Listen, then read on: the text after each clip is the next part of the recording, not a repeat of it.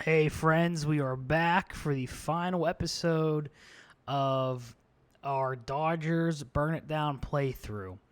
And man, there's a lot to cover. Let me just first start by saying I really appreciate everyone who has watched even an episode or even a second of these 100 and odd videos that we put out.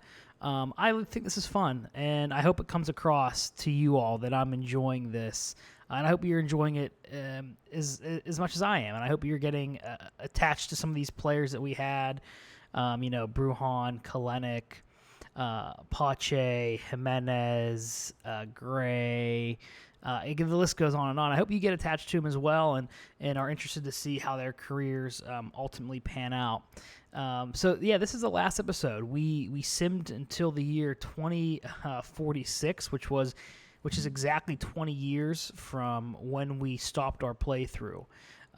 In that time that we had our playthrough, we had won 3 World Series, 3 in a row from 2022, 2023, and 2024. And then we made the playoffs. We lost in the division round in 2025. And then in 2026, we lost in the wild card game. So a good playthrough nonetheless. I just took a swig of water there. We accomplished our goals. We originally set out, this was the Dodger Challenge, as I call it, and you can see it in the title of the video. The Dodger Challenge was, could we rebuild the entire Dodger team and have more success than Andrew Friedman currently has? And I don't have a vendetta against Andrew Friedman. I like him. I remember when he left from the race to go to the Dodgers. I have nothing against him. The only story, or not story, but I don't even know if it's accurate. So I could be talking on my ass here. But the thing that kind of turned me off to him was I felt like when the Pirates were kind of borderline contenders, I don't even know if borderline might be a little bit too strong. I think it was 2019, right before the deadline, and Velasquez was up, who has had a ton of problems since then. Off-field problems. He's a terrible guy. The Dodgers, I felt like, Neil Huntington at the time was asking for too much. They were asking for Dustin May, Keibert Ruiz, or Will Smith. Or Gavin Lux. I'm sorry, not Will Smith. Gavin Lux. 3 of the top prospects. And if you watch a Dodgers game now, you're going to hear about, one of those players. May's hurt currently, but Lux is still on there. Lux is starting for them, or splitting time, I should say. And Keibert Ruiz. I actually think he's still in AAA, but one of their best rated prospects. So the Pirates wanted one of those 3 for a reliever, and that's a little bit too much. But at the same time, I also feel like, and I can't remember the exact offers. I should have probably went back and looked at this, but I felt like the Dodgers were lowballing the Pirates, and I could be wrong, but I felt like they were lowballing the Pirates, and there was almost an expectation that the lowballing thing doesn't. I mean, you see me lowball players all the time in this playthrough, but it was the expectation that we were just going to eventually give them Vasquez. I'm actually glad at the time that Huntington did it and just say, hey, okay, I like the tactic and it would have been a perfect tactic if the off-field stuff didn't happen, was that Huntington said, you know what, fine, forget it. We're not going to trade you Velasquez, and you're going to go ahead and you're going to need a lefty when you're in the middle of October, and you're going to lose because you don't have them. And that's something, and that for you're going to have to lose for the 3rd, 4th, 5th straight season in the NLCS, and it's because you wouldn't take a plunge and actually go for it right now, and actually trade someone and actually have to give up someone for once to get something in return. And it would have worked out perfectly if Huntington was like, hey, we'll talk to you again in the offseason after you lose the NLCS again. Because they did lose, and I can't remember what round they lost, but then Velasquez, started, or it came to light that he was, diddling underage girls, or a girl, I should say. Terrible. But anyway, so just that expectation of like, we're the Dodgers, you're the Pirates, you're going to give us eventually what we want, like we're a farm system. And that kind of didn't sit well with me, or at least that was the perception here locally. And maybe I've just had my mind warped or not, I don't know, but I feel like that was what I was reading across not just like Pittsburgh places either. So that was one reason why we wanted to start the playthrough is, can we beat Friedman in his own game? Can we trade every active player on our roster, everything that he built right before the 2021 season? And can we win more World Series? Well, can we at least win a World Series, number one? And can we win more World Series in the time that it took him to win his COVID championship, which was 7 years, I think it was. And that was the challenge. And if we won, great. We crushed it. I mean, the downside of that is we'd have to root for the Dodgers. And we became pretty invested in that. That would be the downside. If we sucked, if we didn't win, then great. The Dodgers organization's ruined. I mean, I feel like we all have kind of Dodgers fatigue. They are fun to watch, I'm not going to lie. They have such great talent, but it's just every year it's the Dodgers. So it's a little bit less so this year. Everyone watching this video may, not feel that same way because it's Padres this year. So they may, not feel as fatigued by the Dodgers as they have maybe in years past. But so that was what we wanted to do, and we also wanted to, take an experiment and say, hey, what was it like? What would happen if we just dispersed this massive amount of talent? Because this year's Dodgers team has an incredible amount of talent, and disperse it across Major League Baseball. How would that change things? Would surprise teams, pop up or anything like that? Nothing crazy happened. It was the usual suspects. The only thing that was interesting was the teams we made the trades to, like the Braves. We gave Betts Bellinger that we gave away to the Padres.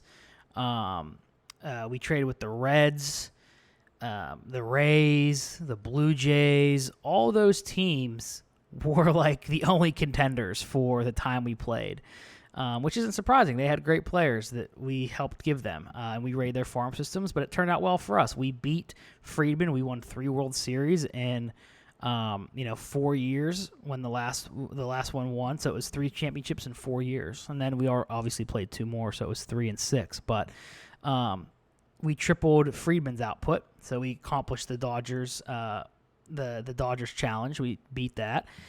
And yeah, that was the point of it. And we traded for these players. I at least became invested in some of these guys. So that's kind of the backstory to this.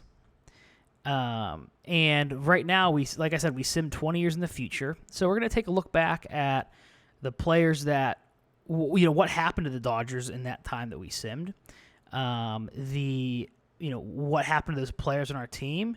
What happened to, some of the great players at the time eventually. And then what happened since then, and who are some of the great players that, came up and played in the 20 years since we stopped. There have been some changes in the Major League Baseball. If anyone's looking at the wild card chase on the left-hand side of the screen, you can already see a couple of those changes there. And I'll go through the rest of what was changed. But we'll kind of start from there. I do know how I'm looking at all this for the first time. I know how the seasons ended because, I had to sim those. So I know, how many World Series we won, et cetera. But I haven't looked at any of the players in depth. So this is all going to be first time viewing for me. On my other screen, I have brought up Baseball Reference, and I feel like this is going to be a good way to put into context some of these numbers. I have, the JAWS leaders for each position. I have career leaders in WAR, things like that. So I just want to be able to put some of these numbers in perspective, and we'll kind of go from there. So first, the best place to start off, I feel like, first I'll start off with the changes. You can see that there's 3 new teams in the NL: Las Vegas Sluggers, San Antonio Battalion, and then Columbus Players. And then there's one other one in the AL. So if I go over into standings, I forget what team it is. The Memphis Ghosts, that's it. The Memphis Ghosts, Las Vegas Sluggers, San Antonio Battalion, and Columbus Players, all new teams in Major League Baseball. And the other big change to baseball was that the NL didn't adopt the DH. The AL got rid of the DH about, I think, 2030-ish, which would never actually happen in real life. So the Major League Baseball expanded and added Indianapolis Red Flash is also a new team as well. Sorry about that. So a ton of new teams, and they were all pretty much added in the NL. So each NL division has 6 teams, and the AL Central is the only team that has 6. West and East stay the same. I imagine if we simmed long enough, that would change. Either some would transfer over to the AL side, or they would add new teams. But okay, so now we're going to go to manager's office, and we're going to look at the history. So we stopped simming in this year, 2026. Okay. Looks like there's an extra game there. Intriguing. So we stopped simming in 2026. We won 162, lost the wild card game. We made the playoffs the subsequent years, 2 subsequent years. Went 102, 163. There must have been a little extra wild card play-in kind of game. So we didn't win the World Series, lost in the Division Series. We only won 1 playoff game in those years. Actually, I believe we won a wild card game both those years. So, but we didn't win much else after that. We had some lean years, but we ended up winning the World Series again in 2037. We had another 100-win season in 39, and then in our last season that we simmed, we also made the playoffs again with a 94-68 record.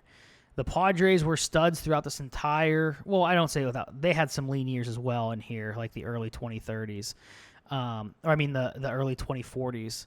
But they were, we were battling constantly with them, constantly battling with them. So we will go through, kind of year by year, or at least, we'll go through the last year we played and look at some of the careers of those players. So we will go to history, and we'll just go manager history. Oh, we're already there. I want to see. Hold on.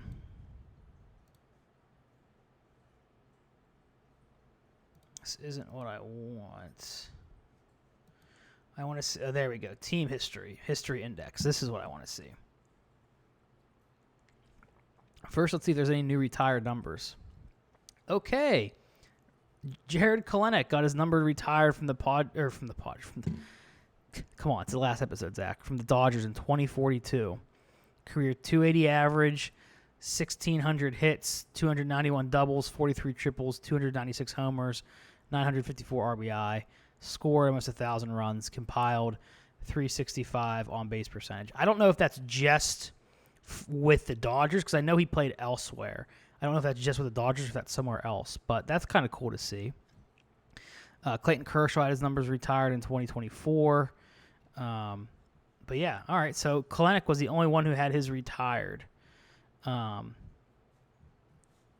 the group there. So that must mean he went on to have a pretty good career. So we'll go to 2026. And let's start with Kelenic. Let's see. We'll go with we'll kind of go position by position. I feel like that's easier for us to know. So Jared Kelenic, we will look at how he fared his career. So he played until 2042. He was 42 years old when he retired. And he did come back for a season. Yeah, I was going to say he came back for a season late in the 2030s. And he played decent for us. But over his career, 94.2 WAR. Consistent. he didn't fall below 3 WAR until his age 36 season. And then after a few down years, he picked back up. After one down year, he picked back up for and ended up over 3 WAR for, 3 out of the last 4 or 5 years he played. So great career for Kelenic. You can see how many times he was named an All-Star. He won the Platinum Stick 4 times, it looks like there. Never did get another championship after the one that we won. So he was a member of the 500 home run club, 541. So let's see where that ranks him. Let's see where that ranks him now. Yeah, home run career. Sorry, I have baseball. Like I said, I have baseball reference up on the other screen. So 541 home runs. That puts him tied with David Ortiz for 17th all-time. 5 above Mickey Mantle, and 7 above someone who we mentioned out of turn in a couple episodes back, Jimmy Fox. Ahead of Willie McCovey, Frank Thomas, Ted Williams, Ernie Banks, Eddie Matthews. So 17th all-time in home runs. I also want to see what this looks like for... Probably should have had all these tabs opened up before I started the episode, huh?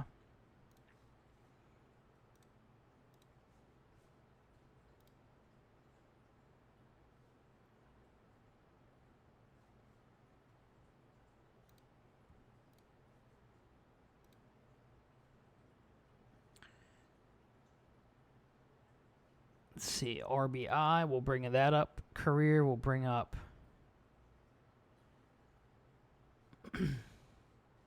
I want to see other stats, too. So, RBI career, he had 1,600 RBIs. 1,650 to be exact. He would rank 2 below Tony Perez and 14 above Ernie Banks. So he would slot in at 33 all-time for RBIs.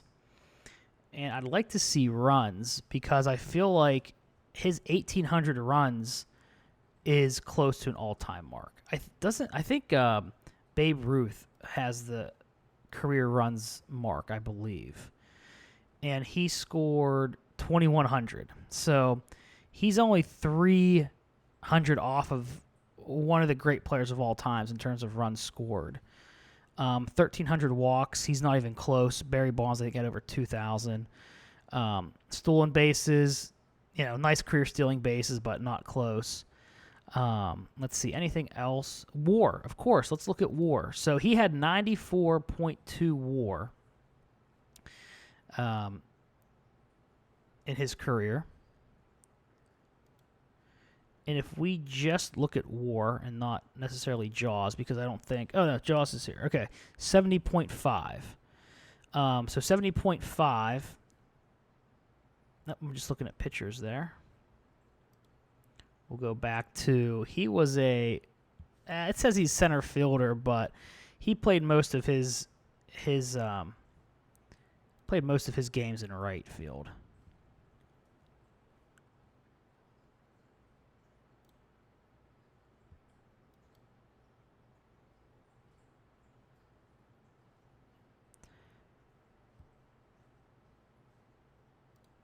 How do I get back to the JAWS?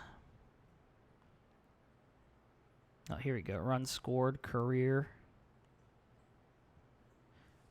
I also want to look at doubles. Okay, so here. Okay, and now I am at where I want to be at here.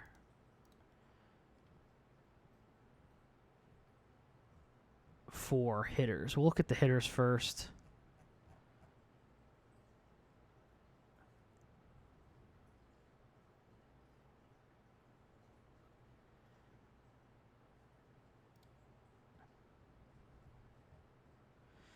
Okay.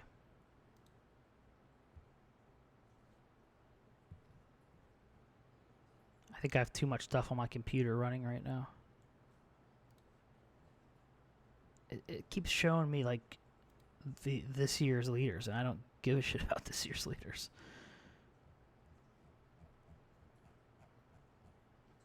So, okay, anyways, his 94.2 WAR puts him right below Cap Anson and right above Jimmy Fox. So he'd rank 40th all-time in WAR.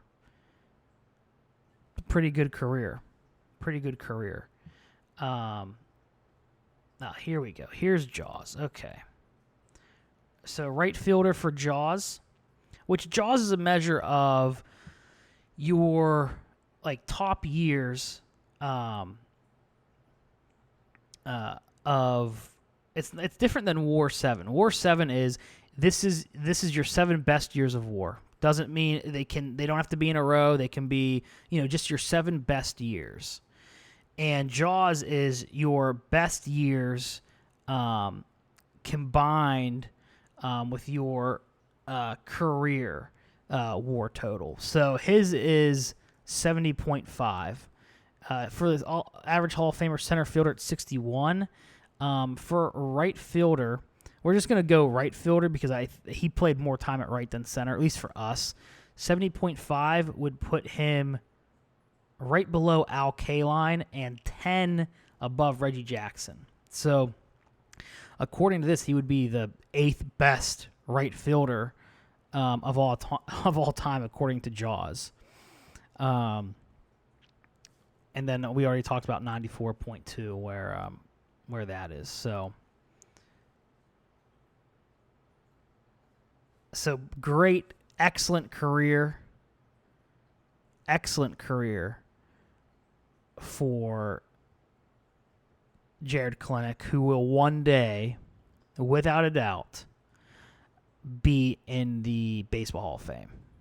No doubt about it. So good career there. That's why his number's retired. Awesome career for Jarred Kelenic. So who else are we interested in? That was right field. We'll look at Randy Rosarina. He's not going to be an all-time great, but I assume he's not. But he still had a good career, it looks like. A lengthy career, at least. Put up consistent WAR really until his age 36 season, where he had quite a drop off there. 38.5 WAR total.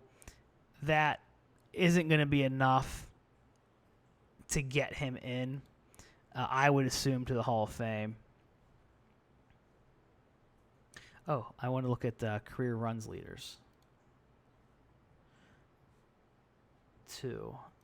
Career leaders.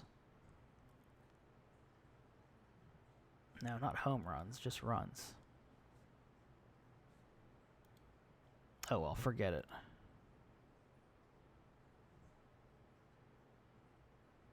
Forget about it.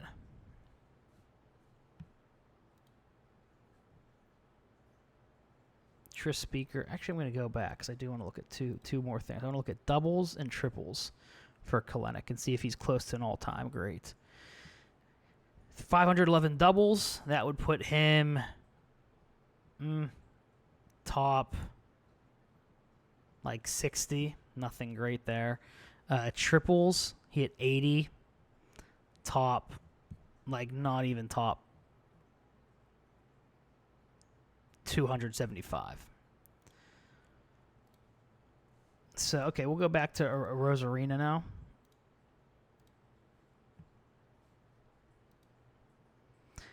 And not a Hall of Famer, but still a good career. 38.5 WAR overall. Ended up with 1,500 hits. I didn't even look at hits for Kelenic. What is wrong with me? Oh, he was 65 hits shy of 3,000.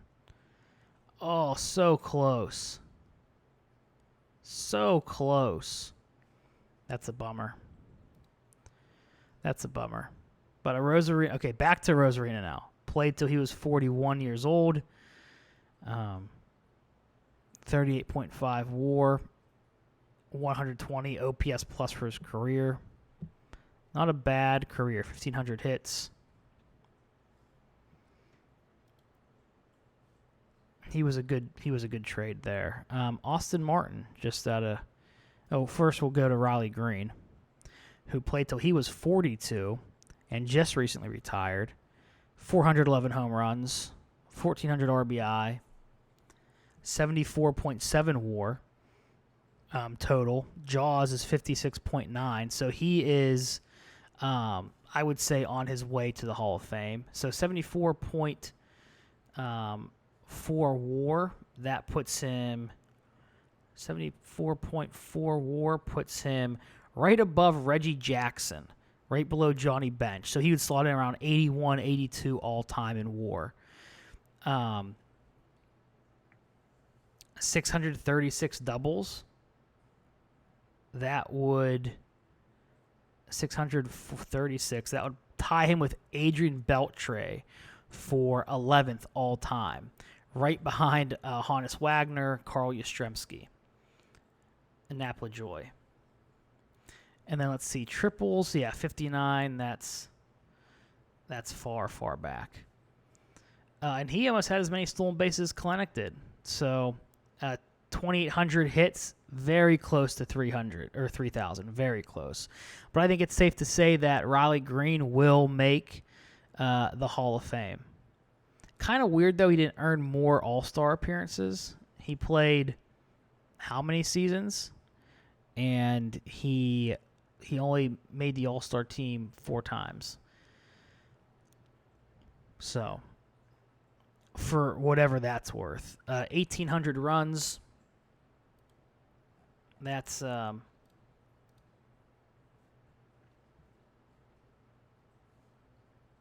believe that's pretty high all time.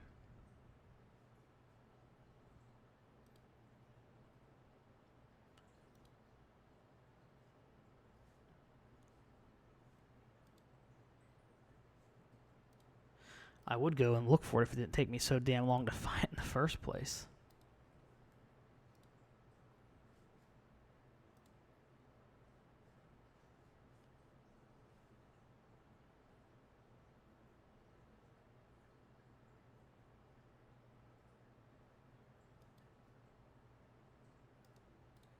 Hold on, I think I'm going to bring it up here. I think I'm going to find it.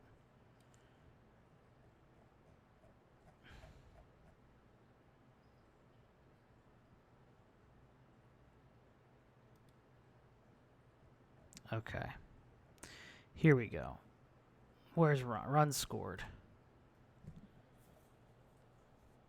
1,825 runs scored. That puts him right behind Frank Robinson and right ahead of Eddie Collins for 17th, or it would be 18th all time. Ahead of Carl Yastrzemski, Ted Williams. So yeah, like I said, I think Riley Green's going to be a lock for the Hall of Fame. Good for him.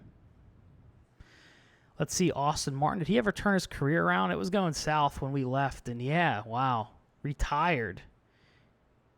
Oh no, his retirement year was 2029, but must have just floated around between the end of that 2026 season and when he retired, which is a shame because he was a great postseason performer. He had 2, MVP caliber series, and I think he really could have built on that if it wasn't for other players that came along and provided a little bit more pop. So let's see who else on their team. Let's go with playoff favorite Andres Jimenez. He didn't play too long till he was 34. And he fell off a cliff after the 2029 season. 30 WAR, 29.4. 1,500 hits, 124. He's not a Hall of Famer, I don't think. But never forget those playoff runs. And I think it's kind of a shame that he doesn't have his number retired because even though he didn't, if this were real life, the moments that he provided in those playoff runs were big enough that he would get his number retired in real life, I think, because he was a key cog in those 3 World Series. He really was, and he was even on. I shouldn't say that. No, he wasn't on that fourth World Series that we had won. But a key cog in all those. So I think he deserves to have his number retired, although he's definitely not Canton bound. Okay, who else? Vidal Bruhan. Take a look at him. So he played till the 2031 season, 22.8 WAR. He does not look like he's going to be Hall of Fame bound either. Just over 1,000 hits. Yeah, there's no way. His career was just not long enough. Always had a good eye. Walked, not as much as he struck out, but close to it. Yeah, when he was with us, solid career. Looked like he went to the Rockies for a year after we let him go or trade him or whatever, and he posted 51 OPS plus and probably just called it a career after that. So Bruhan, decent career. Let's check out the old Nolan twins. Gorman didn't play long at all. His career was not lengthy. A total 11.6 WAR. 187 home runs. Struck out a ton. Still above average hitter though, according to his OPS plus. Let's see, Nolan Jones. And yeah, he played a little bit longer, but 213 home runs, 867 hits. He only hit 217 for his career, but despite that, had 101 OPS plus, and that's coming, I'm sure based on his slugging or his power. And his peak power, those couple years there was pretty good. He was at the height of his powers. He was good. It just wasn't the prime. The prime just didn't last long enough. So Willem Diaz, I'm interested to see how he turned out. I wondered if he had a long career because he was a high-ranked prospect for us, and he did little. Keibert Ruiz. Let's take a look at our catchers we invested a ton in. Keibert looks like he was picked up in the expansion draft. 18.8 WAR. Career 290 hitter for a catcher. That's awesome. Only 843 hits. A 5-time All-Star. Herrera. Okay, Herrera picked it up near the back half of his career. Looks like he stayed with the Dodgers for a couple years and went to New York and then Indianapolis. 23.3 WAR. Probably not enough to get him in the Hall of Fame. Only 1,099 hits.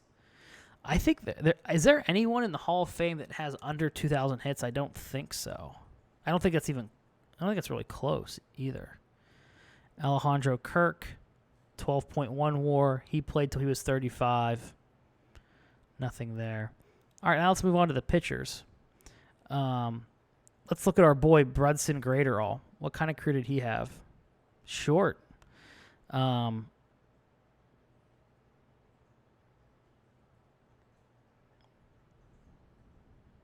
Relievers are hard. I feel like they're hard to decide if they're going to get in the world or into the Hall of Fame or not, because I think so much of it is just based on saves or WHIP, and those are such small sample sizes where if someone's consistently great, I guess that makes it easy. But for someone like Graterol, who I feel like his WAR, he was dominant, but dominant enough to make the World Series or make the Hall of Fame, I don't think that they would put him in.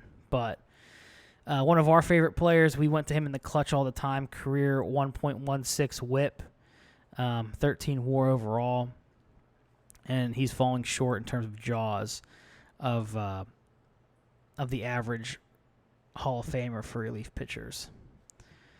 Simeon Woods Richardson, he played till he was 34. He's going to fall short of the Hall of Fame as well. Pitched the Dodgers his whole career. He has to be a fan favorite then. Locally, only fair popularity. That's interesting because I figured he would.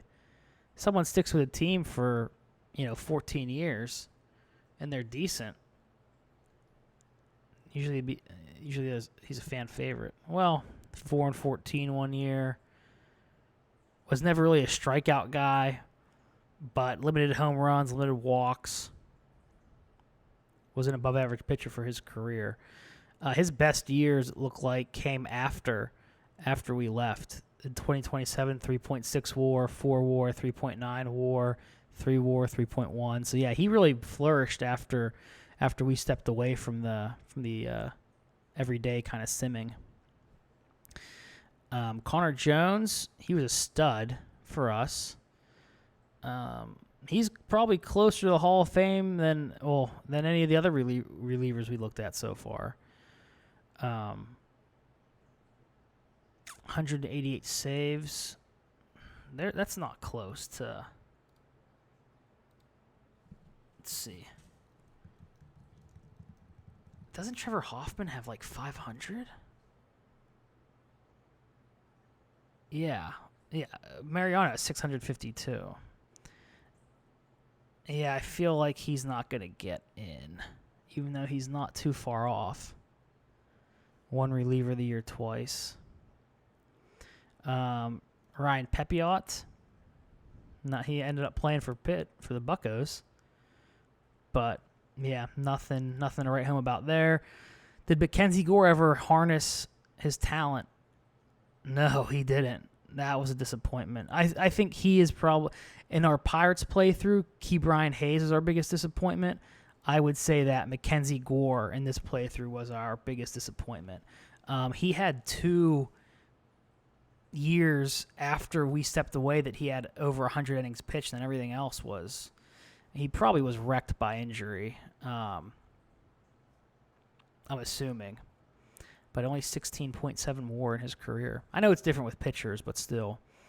How did Houck end up doing? Didn't pitch much longer after we stepped away. Jorge Ramon Burgess. He pitched till he was 39. He had that when he came over in that 2026 season. That was a great season for us that he had. And he kept it up for a couple years. I don't know. I might want to put him in. Oh, yeah, voting history, Hall of Fame, 3.6% of votes he got. So probably not going to make it. Needs a little bit higher threshold than that. But some people recognize that he had a good enough career that should deserve it. 113 wins. Okay, Trevor Bauer. Pitched a long time for only 131 wins. Huh. Interesting there. 32.4 WAR.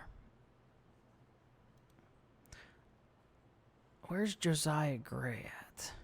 There we go. Pitched when he was 37. All right, he had, I feel like his window's probably closed. Got 10% of votes in 2042. Then that dropped to 3.2%. In 2043, but after we left in 2028, he led the league in WHIP and walks per 9, 4.4 WAR. Then the year after that, he led the league with wins.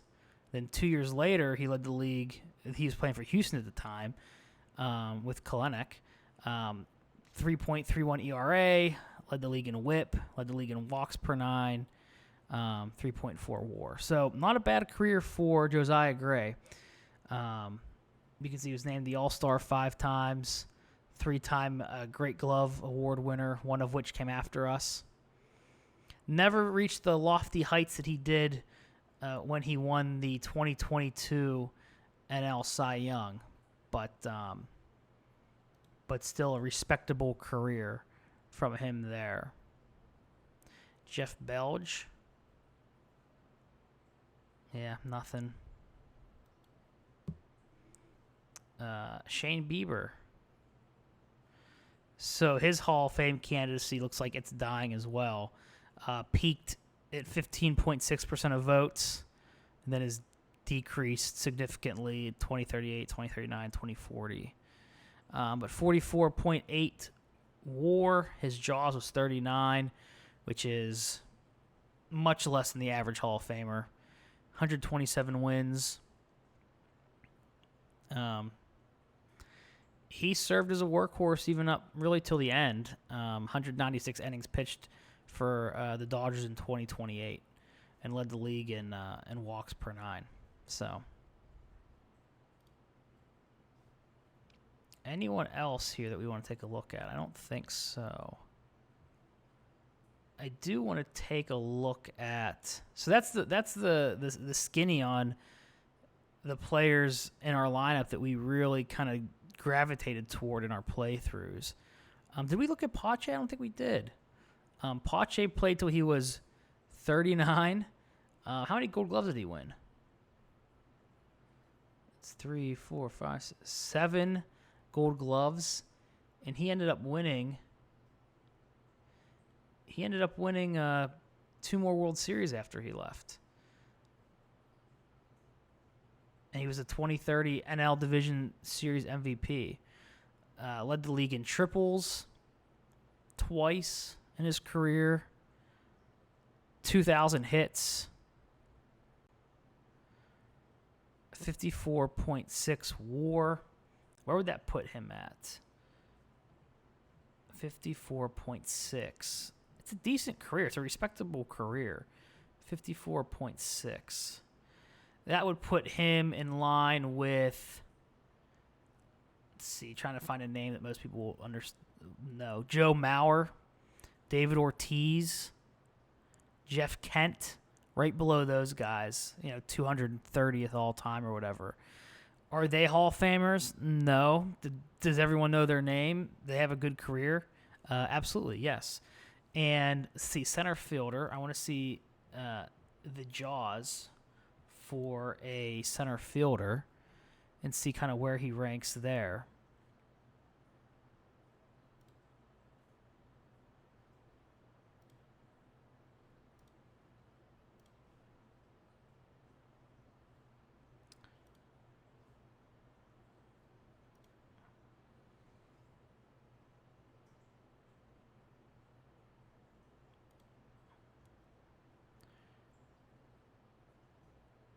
So center fielder Jaws is 43.7. That would put him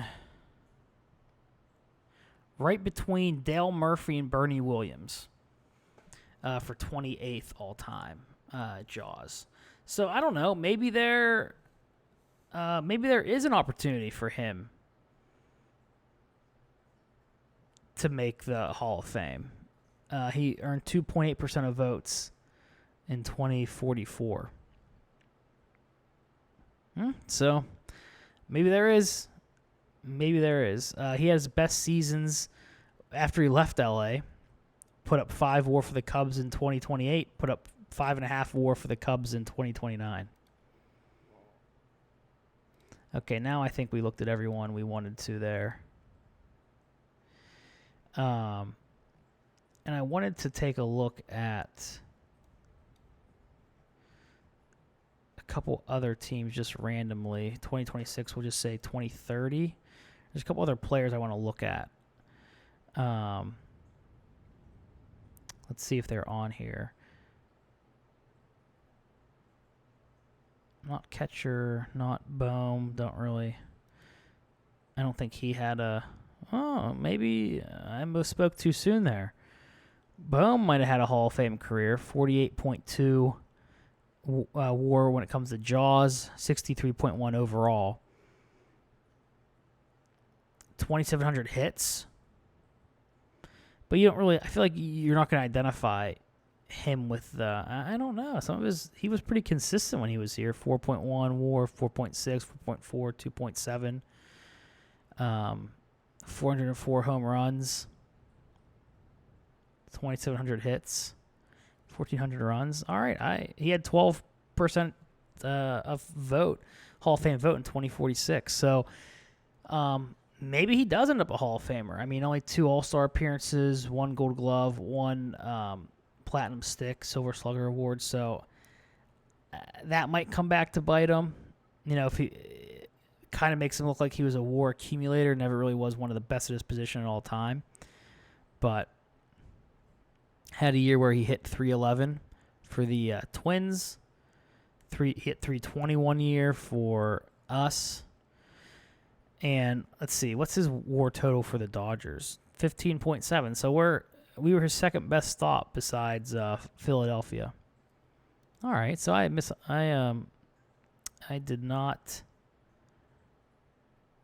underestimated that, I should say. There are a couple other players who hit like really well. I can't remember what year they were. Nope, wasn't there.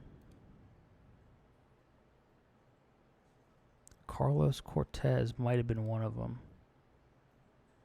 Nope, he was not.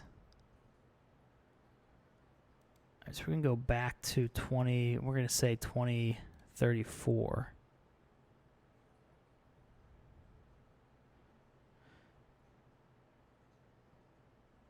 Was Mike Elmore one? Nope.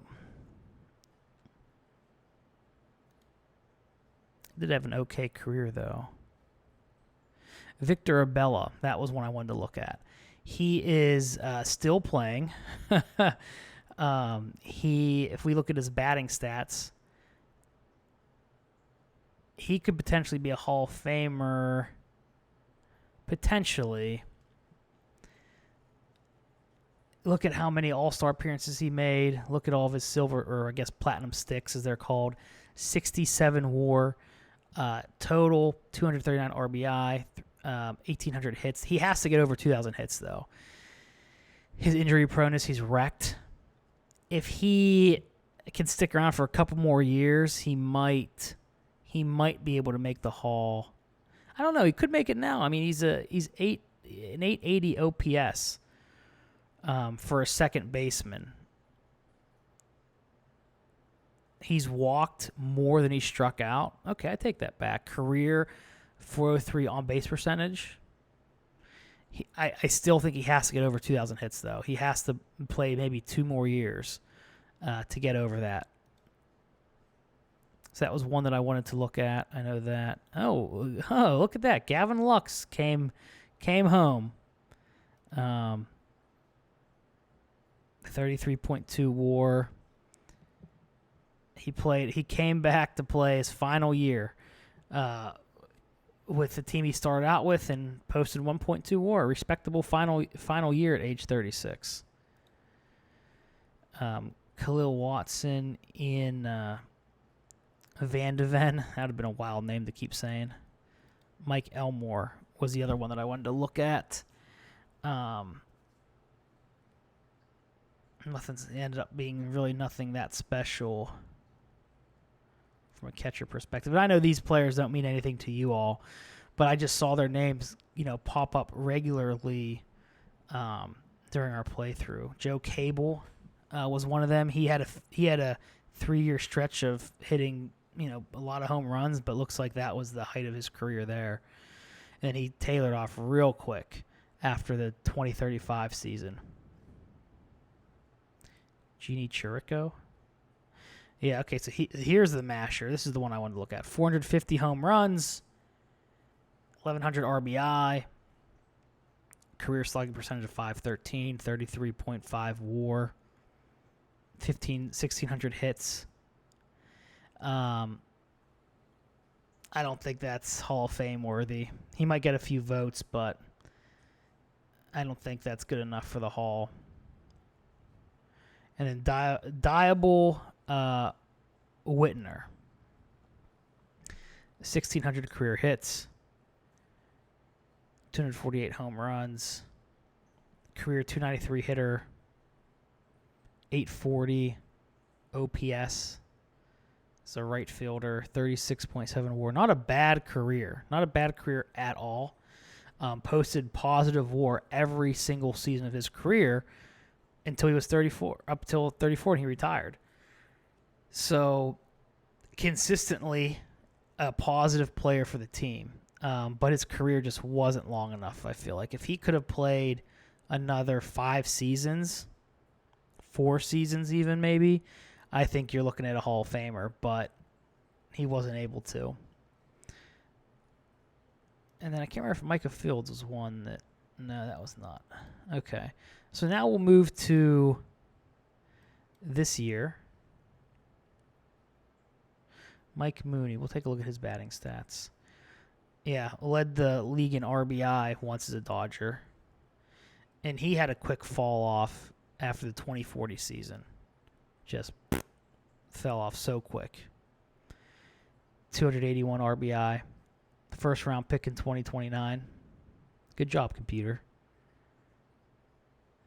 So we'll go to the current team. There's a couple people, and by a couple, I think maybe just one. I'm not going to look at the pitchers. I'm not going to take up too much time here. I'm just really concerned about the hitters, which, call me biased. I don't give a shit.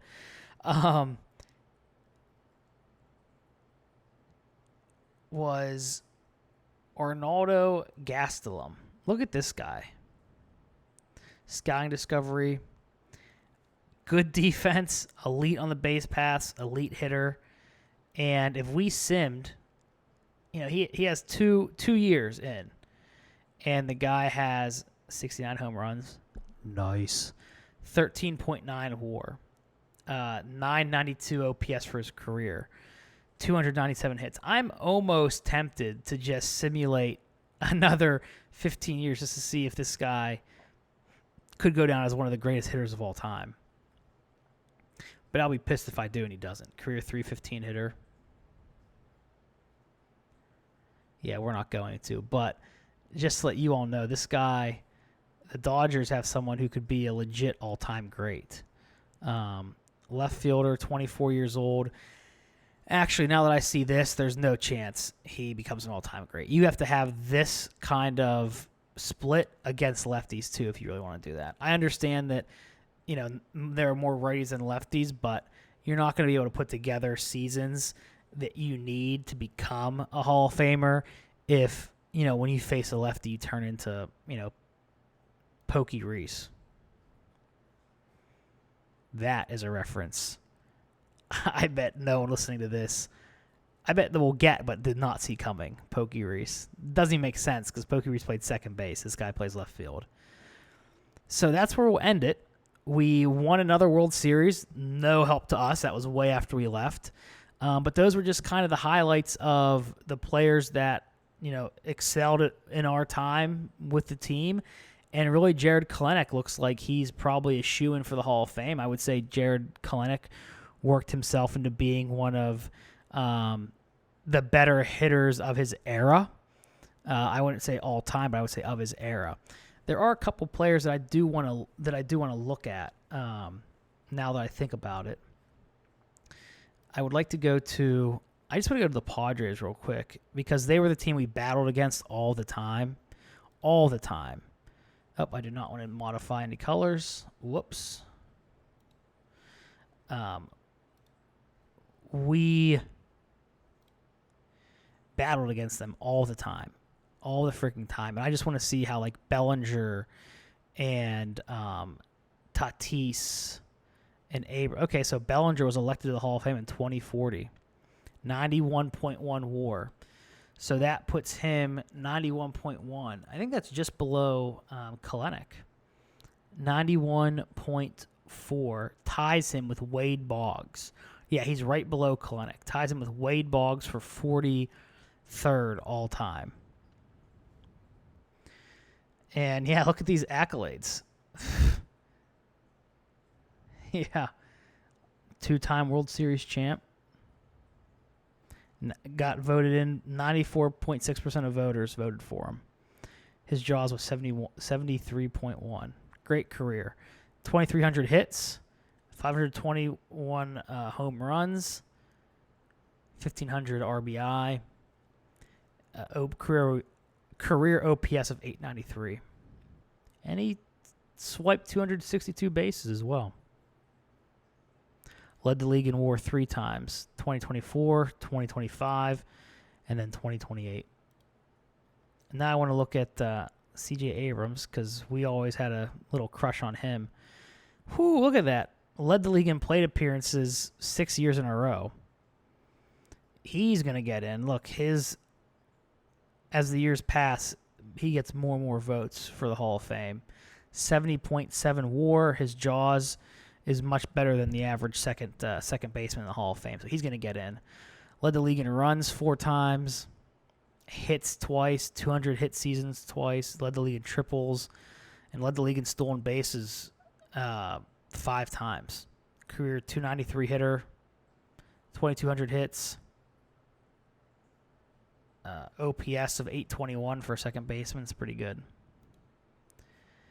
And then Robert Hassel. His Hall of Fame votes are going down. But he ended up with 2,200 hits. OPS of 836. But he's right on the borderline of average, like Jaws, for a left fielder. 63 even WAR. And again, Jaws is your best like group of seasons and your best 7 seasons. Now, I don't know if they actually have to be together or not. Plus your career year in WAR.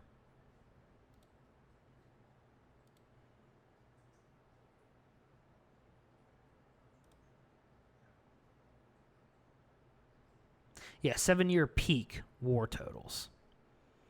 7-year peak WAR totals and your career year WAR totals. So Robert Hassel, I feel like should get in. But now I want to look at Manny Machado, who was inducted in 2038, 529 home runs. He's a member of the 3,000 hit club, and he played for San Diego from the time he got traded there till 2032. So he's got to be very popular locally. Led the league in WAR once, led the league in RBI once, career 276 hitter, 86.8 or 86.6 WAR overall. So his name is Mr. Miami. That's funny. Being that he never played there. Oh, he was born there, though. I did not know that. So the one that I want to see, though, is Fernando Tatis. I feel like he's going to end up being like an all-time great player. 137 career WAR. Wow. Led the league in WAR 5 times. Went on to play with the Mets, where he had a great second career, 25.6 WAR over his final 8 seasons. Maxed out at 10 WAR in 2030. Led the league in triples once. 3,200 hits. 649 home runs. So let's see. 1,900 runs scored. His 1,975 runs scored would put him right in the top 10, right ahead of Stan Musial and below Cap Anson. Top 10, number 10 all time in runs scored. Let's see, doubles, 536. Would put him top 30, right above Jeff Kent, right below Carlos Beltran and Robinson Cano. His triples aren't anything to write home about. 137 WAR. That would put him right below Roger Clemens and right above Tris Speaker for 9th place all-time in WAR. Home runs, his 649 would put him right below Willie Mays and right above Ken Griffey Jr. for 7th all-time. And then his 1,948 RBI would put him right above Ty Cobb and right below Stan Musial for 9th all-time. So this guy Fernando Tatis ends up being a top 10 player all time. So that's interesting to see there. So, all right. So I'll kind of I will wrap up the video there. And we wrap it up on someone who's not a Dodger. The whole series we end on someone who's not a Dodger. But so from our time, looks like Tatis, at least that I know of, is probably the best of the bunch, top 10 player of all time. Kelenic, while not a top 10 player of all time, I think you can definitely consider him one of the best players of his era, and a lock for the Hall of Fame. So that's what we're going to end at. Looks like he's the only one. Oh, I shouldn't say that. The best. He's the one that has the best chance for the Hall of Fame. That played on our team. There's a couple other ones that are fringe, but he looks like he'll get in eventually. And then Arnoldo Gastelum could end up being one of the greatest hitters of all time. We will never know because we're not going to sim any further. But I appreciate you all joining this series. If you have any ideas on what you want me to do next, let me know. Would gladly do it. But look forward to communicating with you all in whatever we do moving forward. But I appreciate your attention through all 100-some episodes. I will talk to you all soon. Peace out.